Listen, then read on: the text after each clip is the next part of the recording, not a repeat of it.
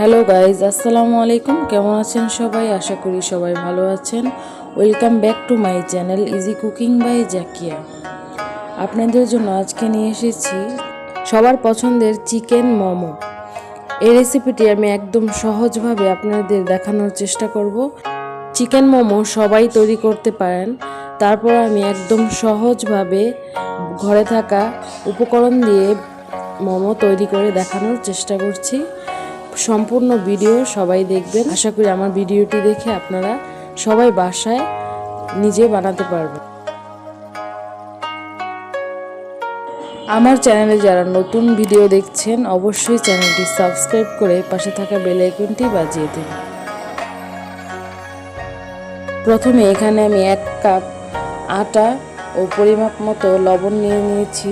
আটার ডো তো সবাই তৈরি করতে পারেন। নর্মালি আমরা যেভাবে রুটি তৈরি করি সেভাবেই আমরা ডোটা তৈরি করে নেব। আর এখানে নর্মাল টেম্পারেচারের পানি অ্যাড করব।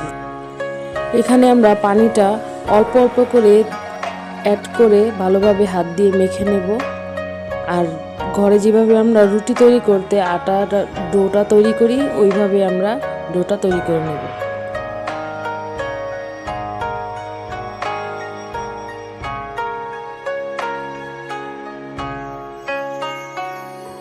ডোটা পারফেক্টলি তৈরি হয়ে গেছে। এ পর্যায়ে আমরা একটি ভেজা কাপড় দিয়ে ঢেকে 1 ঘন্টার মতো রেস্টে রেখে দেব।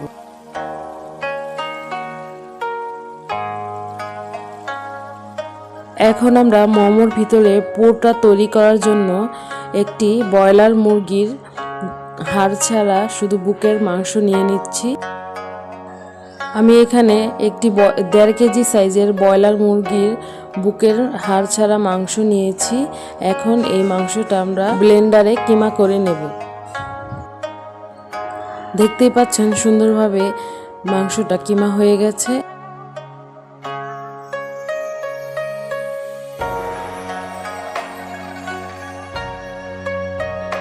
এ পর্যায়ে আমরা মাংসে সব মশলাগুলো অ্যাড করব।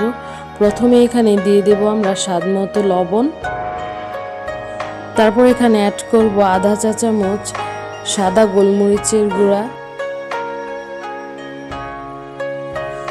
তারপর এখানে অ্যাড করব কাঁচামরিচ কুচি 2 চা চামচ। তারপর অ্যাড করব 1 চা চামচ সয়া সস। তারপর 2 টেবিল চামচ গরম তেল এখানে অ্যাড করব। তারপর সব উপকরণ একসাথে মিক্সড করে নেব। আমি একটি স্প্যাচুলার সাহায্যে সব উপকরণ মিক্সড করছি। আপনারা চাইলে হাত দিয়েও এই উপকরণগুলো মিক্সড করে নিতে পারেন।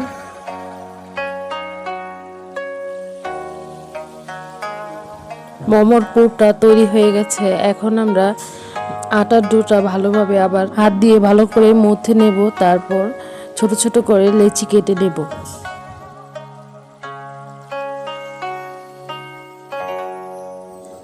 দেখতেই পাচ্ছেন আটার ডোটা আমি আরো ভালো করে মথে নিচ্ছি। আটার ডোটা যত সুন্দর মসৃণ হবে মোমো তৈরির রুটিটা তত সুন্দর হবে। তাই চেষ্টা করবেন ভালো করে হাত দিয়ে মথে নিতে। এখন আমি একটি ছুরির সাহায্যে ছোট ছোট করে লেচি কেটে নিচ্ছি।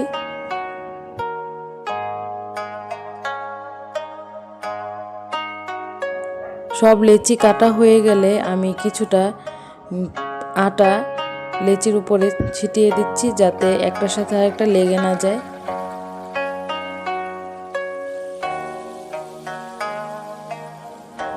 এখন আমি একটি লেচি দিয়ে একটি বড় সাইজের রুটি তৈরি করে নেব। রুটিটা একদম বড় হবে না, ছোট হবে না, মাঝামাঝি সাইজের হবে। রুটিটা তৈরি হয়ে গেলে একটি চাকুর সাহায্যে আমি 2 ভাগ করে নেব। আমি যেভাবে মোমোর শেপটা দেব তার জন্য রুটিটা মাঝখান থেকে কেটে নিতে হবে। রুটিটা কাটা হয়ে গেলে রুটির এক সাইড দিয়ে মাংসের পুরটা সুন্দর করে দিয়ে ফোল্ড করে নেব। তারপর সুন্দর করে এক সাইড থেকে পেঁচিয়ে নেব।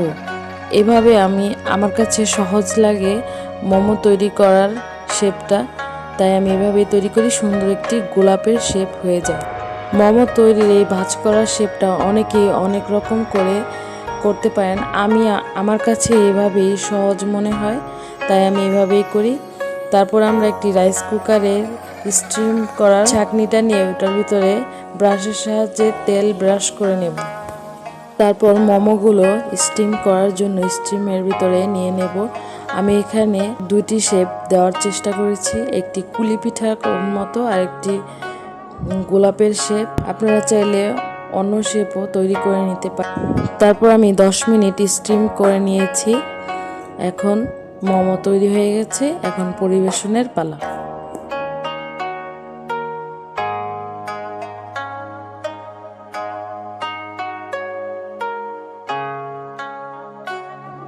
আলহামদুলিল্লাহ মোমোটা পারফেক্টভাবে হয়েছে, ভিতরের পুরটা ভালোভাবে সেদ্ধ হয়েছে। আপনারা এখানে টমেটো সস বা হট সস দিয়ে পরিবেশন করতে পারেন। আশা করি ভিডিওটি সবার কাছে ভালো লেগেছে। ভিডিওটি ভালো লাগলে অবশ্যই চ্যানেলটি সবাই সাবস্ক্রাইব করবেন আর লাইক করবেন। ধন্যবাদ সবাইকে।